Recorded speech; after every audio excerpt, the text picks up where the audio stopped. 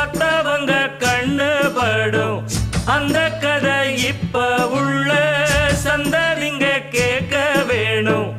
நம்முயிர்க்கு மேலே மானம் அறியாதே, மானம் இழந்தாலே வாழ தெரியாதே.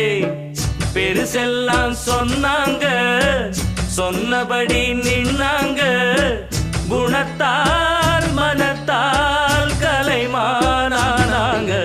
போற்றி பாடடி பொன்னே தேவர் காலடி மண்ணே, தெற்கு திசை